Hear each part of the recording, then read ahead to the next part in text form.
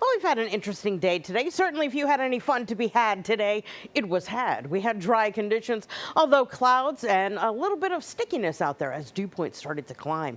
So here's where we are now. Temperatures are in the 70s. We have 71 in Newport, 74 in Providence. We're also matching 74 in Taunton. We've got 73 in Smithfield, 72 right now for Westerly.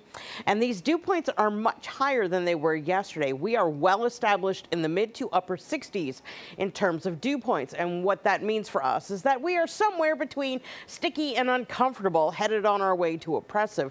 Although we're not expecting the dew points to come up this high, this is where they're going to be staying, though, for tonight and even into tomorrow. So we've got a couple of things going on. First of all, we have some clouds that are making their way through, and those clouds aren't really doing anything. They're not bringing precipitation, but they are tied to an area of low pressure to our south. That area of low pressure will give us a chance of seeing some showers as we go past midnight tonight. And then we get into tomorrow, where we're going to basically do a blend of sun and clouds, and then the afternoon we bring through this cold front. So we've got two areas of low pressure that are going to impact our weather here locally. So again, as we go to tonight, that coastal area of low pressure throwing us some clouds, chance of a shower, and again, after midnight tonight, tomorrow morning we'll likely see a couple leftover showers and perhaps even some patchy fog. Then we'll break up the clouds a little bit for midday. Then the cool front approaches and brings us a chance of a shower, possibly a thunderstorm, although it's not really likely, but the chance is there, so now you know about it. Our chance, by the way, of seeing precipitation tomorrow is really slight. It's only about 20%.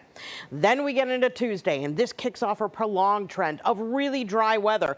Not only that, but temperatures are going to be running cooler than average, topping out in the upper 70s rather than the lower 80s, which is what we typically do this time of year.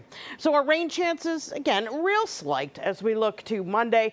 There's a slight chance beginning to show up for Friday, but right now we're holding on a more dry solution for Friday, but stay tuned. I think if your extended forecast is going to change, Friday is going to be the day for that. So the tropics are active. We have Tropical Storm Fernand. We've got this one down here, Tropical Wave 99L. That one there has a 30% chance of developing into our next tropical system. But Fernand is the one that's going to be traveling up the eastern seaboard and may cause for waves to increase locally as it approaches. So that's what we're going to watch for tomorrow. The close approach and passing of the storm could bring waves up, and it could put us in the situation where we have an elevated risk of rip currents for the start of the week. So again, we'll let you know should that happen. Fernand is actually strengthening. Maximum winds right now 45 miles an hour, expected to strengthen up to 60 miles per hour as we look to tomorrow. Passes by well to our east, farther out to sea than Erin did, and it's not really expected to make direct landfall anywhere. It's just going to churn up the sea. Now, if 99L gets the next name on the list, it would be Gabrielle, by the way. And of course, we're going to be keeping an eye on our waves locally. Tomorrow, we've got a moderate risk of rip currents on southern New England beaches.